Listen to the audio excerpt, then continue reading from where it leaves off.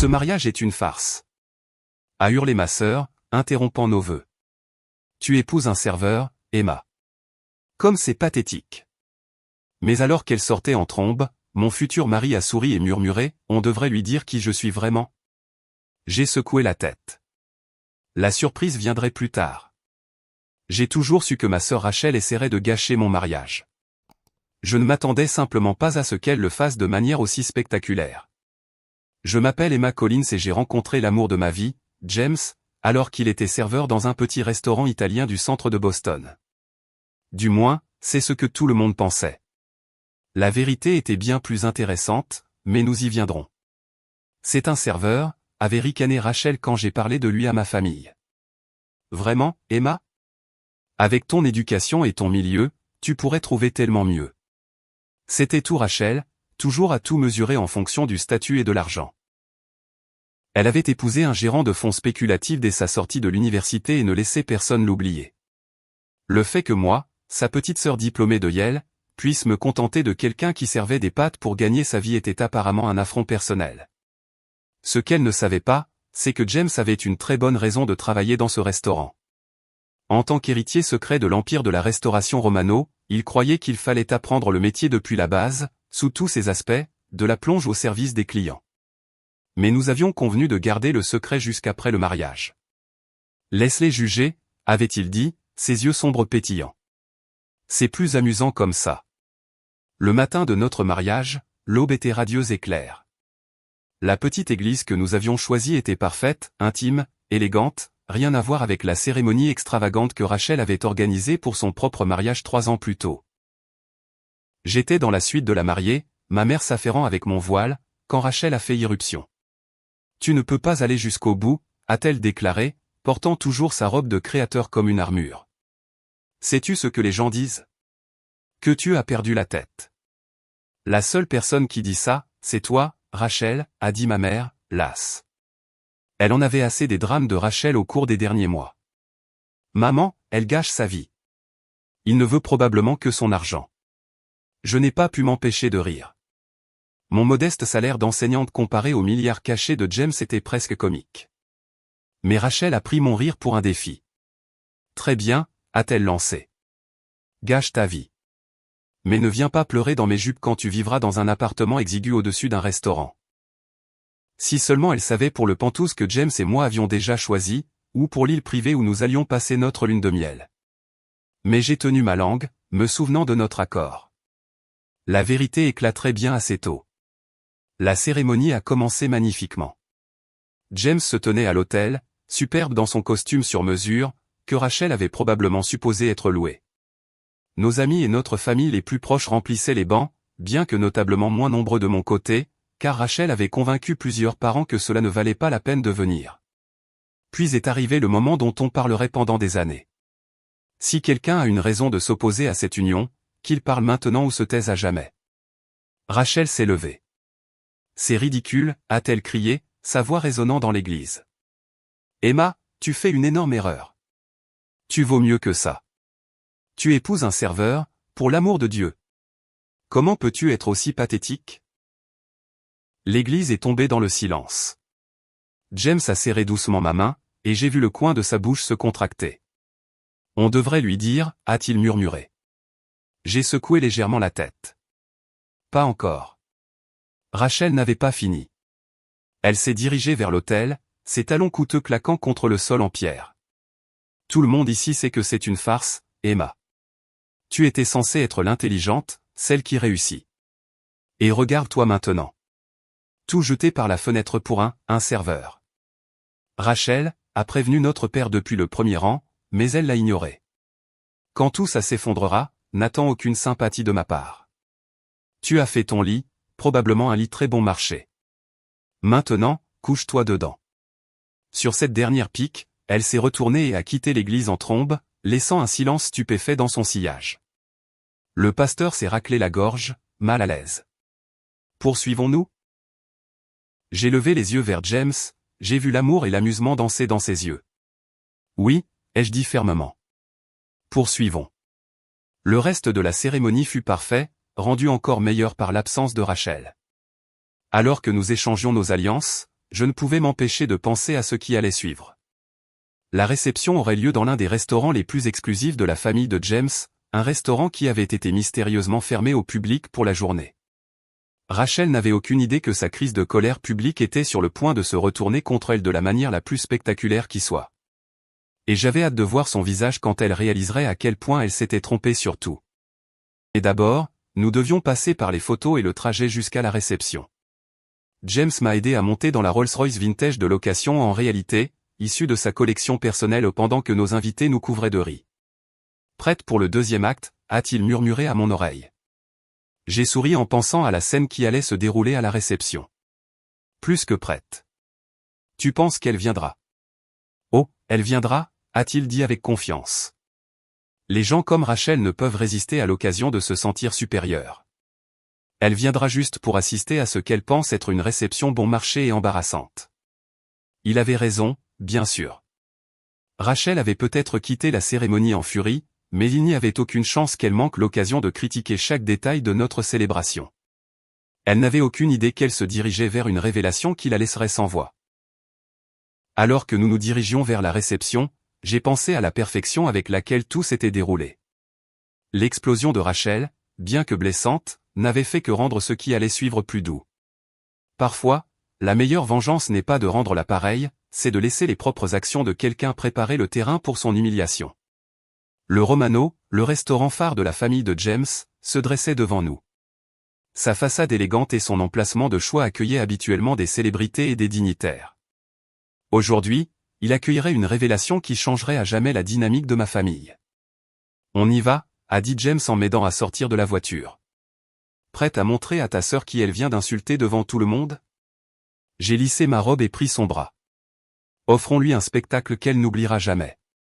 Les portes du Romano se sont ouvertes, et j'ai entendu le souffle collectif de nos invités qui arrivaient. Des lustres en cristal projetaient une lueur chaude sur des sols en marbre et des fresques peintes à la main. Des serveurs en gants blancs circulaient avec du champagne, chaque bouteille valant plus que ce que la plupart des gens pensaient que James gagnait en un mois. Ce doit être une erreur, ai-je entendu quelqu'un murmurer. Comment ont-ils pu se payer cet endroit? Rachel est arrivée avec un retard calculé, s'attendant probablement à nous trouver dans une salle de banquet bas de gamme. Elle s'est figée sur le seuil, son visage parfaitement maquillé tordu de confusion. Il y a eu une confusion, a-t-elle dit à voix haute en s'approchant de moi. C'est le Romano.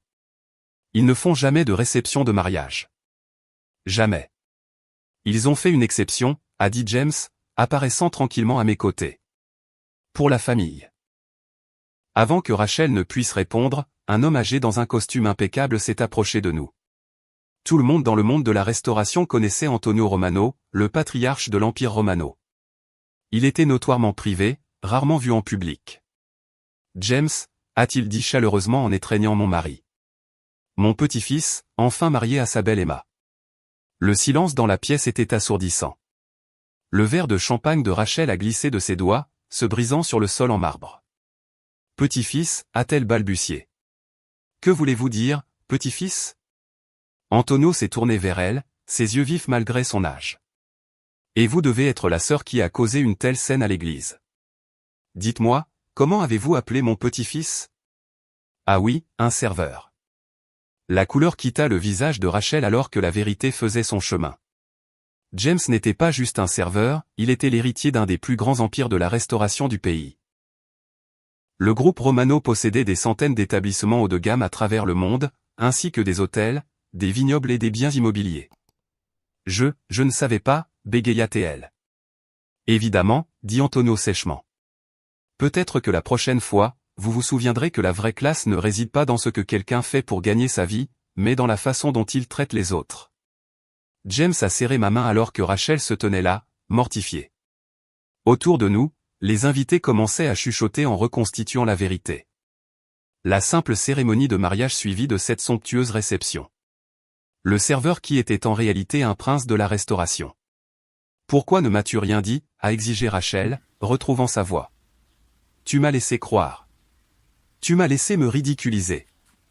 Est-ce que ça aurait changé quelque chose, ai-je demandé doucement.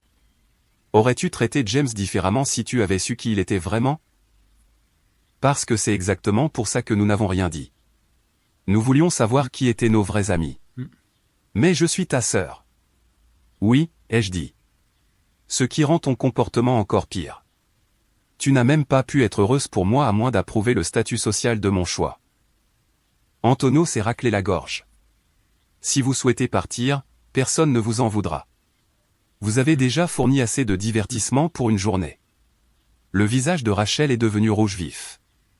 Elle a regardé autour d'elle, voyant le jugement dans les yeux de tout le monde. Les mêmes personnes qui avaient assisté à son esclandre à l'église assistaient maintenant à son humiliation. Je devrais y aller, a-t-elle marmonné. Reste, a dit James de manière inattendue. Tout le monde s'est tourné pour le regarder. Reste. Profite de la réception. Considère cela comme une chance de repartir à zéro. De voir les gens pour ce qu'ils sont, pas pour ce qu'ils possèdent ou ce qu'ils font dans la vie. J'ai regardé mon mari avec fierté. Même après le comportement horrible de Rachel, il faisait preuve de plus de classe qu'elle n'en avait jamais eu. Elle a hésité, puis a lentement hoché la tête. J'aimerais bien. Et je vous dois des excuses à tous les deux. Oui, c'est vrai. A convenu Antonio. Mais peut-être que cela peut attendre après la première danse. Je crois que mon petit-fils et sa mariée ont attendu assez longtemps pour célébrer comme il se doit. Alors que James m'emmenait sur la piste de danse, j'ai aperçu le visage de Rachel. Elle se tenait seule, à nous regarder sous les lustres, calculant probablement combien de fois elle devrait s'excuser avant de pouvoir commencer à se vanter de son lien avec la famille Romano. Elle ne changera jamais complètement, a murmuré James, lisant mes pensées comme toujours. Non, ai-je convenu. Mais peut-être qu'elle y réfléchira à 2 fois avant de juger quelqu'un sur son travail à nouveau. La réception s'est poursuivie comme un conte de fées. Plat exquis après plat exquis des spécialités Romano, vin de la réserve privée de la famille, et des anecdotes sur le temps que James a passé à gravir les échelons à chaque poste du restaurant. Il a insisté pour commencer en bas. A raconté Antonio à nos invités captivés. Il disait qu'il avait besoin de comprendre chaque aspect du métier. La plupart des héritiers veulent commencer dans un bureau d'entreprise. Pas mon James. Je regardais le visage de Rachel alors qu'elle réalisait à quel point elle s'était trompée. Le serveur qu'elle avait méprisé avait montré plus d'éthique de travail et d'humilité que son mari gérant de fonds spéculatifs n'en aurait jamais eu. Au fur et à mesure que la nuit avançait, je l'ai vu essayer de s'approcher de nous plusieurs fois, probablement pour s'excuser ou tenter de limiter les dégâts. Mais il y avait toujours quelqu'un d'autre qui voulait nous parler, partager une histoire ou offrir ses félicitations. Sa punition sociale durerait un peu plus longtemps. Après tout, elle avait passé des mois à me faire sentir petite. Quelques heures d'humilité ne la tueraient pas. De plus, nous avions d'autres choses sur lesquelles nous concentrer. Comme la villa de lune de miel qui nous attendait sur l'île privée de la famille Romano. Mais c'était une autre surprise, pour un autre jour. Pour l'instant, j'étais heureuse de danser avec mon mari, entourée de gens qui nous aimaient pour ce que nous étions, pas pour ce que nous possédions. Et si ma sœur avait appris quelque chose de tout ça, eh bien, c'était juste la cerise sur notre gâteau de mariage très cher. 1 an a passé, et la vie a trouvé un nouveau rythme. James et moi avons emménagé dans notre pantouse surplombant le port de Boston, et j'ai continué à enseigner pendant qu'il prenait plus de responsabilités au sein du groupe Romano. Nous sommes restés discrets, comme nous l'avions toujours été. Mais Rachel avait du mal avec notre nouvelle dynamique. Tu pourrais au moins me laisser organiser une pendaison de crémaillère digne de ce nom, s'est-elle plainte un après-midi, lorgnant notre décor minimaliste. Cet endroit mérite d'être montré. C'est exactement pour ça que nous ne le montrons pas, ai-je répondu. Certaines choses sont mieux gardées privées. Elle ne comprenait pas. Elle avait passé l'année écoulée à essayer de refaire sa réputation, mentionnant le nom Romano chaque fois que possible. Ses réseaux sociaux étaient soudainement remplis de publications sur « Ma sœur et les incroyables restaurants de son mari » et de « Dîner de famille au Romano ». James trouvait ça amusant. Au moins, elle fait la promotion de l'entreprise, disait-il en haussant les épaules. Mais tout a changé quand le monde parfait de Rachel a commencé à s'effondrer. Son mari, Michael, a été pris dans un scandale, délit d'initié, fraude, bref, la totale. Soudain, la richesse dont elle se targuait auprès de tout le monde a disparu, gelée par les enquêteurs fédéraux. Elle s'est présentée à notre porte tard un soir, le mascara coulant sur son visage. Ils prennent tout, a-t-elle sangloté. La maison, les voitures. Michael risque la prison. Je ne sais pas quoi faire. je l'ai conduite au salon, où James travaillait sur son ordinateur portable. Il a levé les yeux, l'inquiétude se lisant sur son visage. « J'ai besoin d'aide », a admis Rachel, les mots lui coûtant visiblement sa fierté. « Je n'ai jamais. Je ne sais pas comment recommencer à zéro. » James et moi avons échangé un regard. C'était le moment. Allions-nous aider la sœur qui avait essayé de ruiner notre mariage, qui ne nous avait accepté qu'après avoir appris notre richesse? Il y a un appartement, a finalement dit James, au-dessus d'un de nos plus petits restaurants à Cambridge. Ce n'est rien de luxueux, mais c'est un début. Les yeux de Rachel se sont écarquillés. Tu ferais ça? Après la façon dont je t'ai traité? À une condition, ai-je ajouté. Tu travailles dans le restaurant. Tu apprends le métier depuis la base, tout comme James l'a fait. Tu veux dire, servir à table? Elle avait l'air horrifiée. Entre autres choses, a dit James. Faire la plonge, débarrasser les tables, apprendre à cuisiner. Comprendre ce que signifie gagner sa vie. Rachel est restée silencieuse pendant un long moment, luttant probablement avec sa fierté. Finalement, elle a hoché la tête. D'accord. Je le ferai. Mais, m'aiderez-vous? Me montrerez-vous comment faire? C'est à ce moment-là que j'ai su que ma sœur pourrait réellement changer. Les mois suivants ont été une transformation. Rachel a emménagé dans le petit appartement, a troqué ses vêtements de créateur contre des chaussures pratiques et des uniformes de travail. Elle a pleuré la première fois qu'elle a dû nettoyer des toilettes, a cassé 3 assiettes lors de sa première soirée de service, et s'est brûlée 2 fois en apprenant à cuisiner. Mais elle n'a pas abandonné. Je l'ai vue se transformer, passant de quelqu'un qui méprisait les travailleurs du service à quelqu'un qui les défendait. Elle a commencé à laisser de plus gros pourboires dans d'autres restaurants, à réprimander les clients impolis, à apprécier la complexité d'un travail qu'elle avait autrefois rejeté. 6 mois après le début de sa nouvelle vie, je lui ai rendu visite au travail. Elle était à la passe, ses cheveux attachés en arrière, complètement concentrée sur sa tâche. Pas de maquillage, pas de faux semblants. Juste un travail honnête. Elle s'en sort bien, a dit James, apparaissant à côté de moi. Le personnel l'aime bien maintenant. Tu penses qu'elle a appris sa leçon? Il a souri. Je pense qu'elle en a appris plusieurs. On lui annonce l'autre nouvelle? J'ai hoché la tête, attendant la fin de son service. Rachel nous a rejoints à une table d'angle, épuisée, mais d'une manière ou d'une autre plus authentique que je ne l'avais jamais vue. Que dirais-tu de gérer cet endroit? A demandé James nonchalamment. Les yeux de Rachel se sont écarquillés. Quoi? Tu as appris chaque poste, gagné le respect du personnel. Le gérant actuel part pour notre nouvel établissement à Chicago.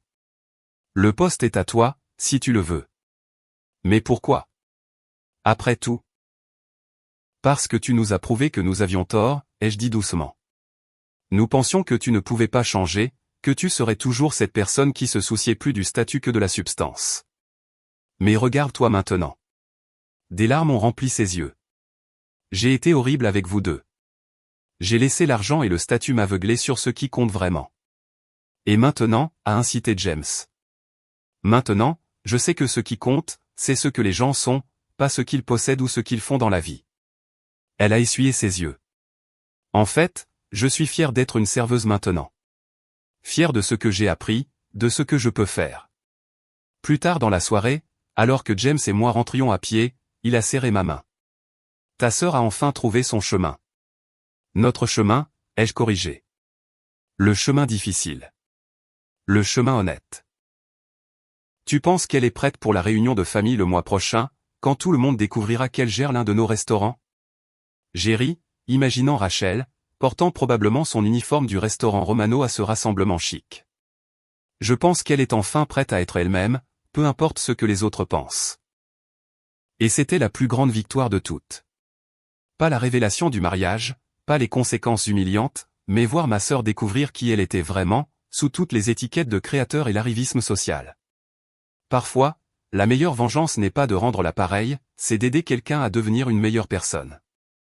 La transformation de Rachel, de mondaine pleine de jugement à gérante de restaurant travailleuse, était la preuve que les gens peuvent changer, si on leur en donne la bonne occasion et la bonne motivation.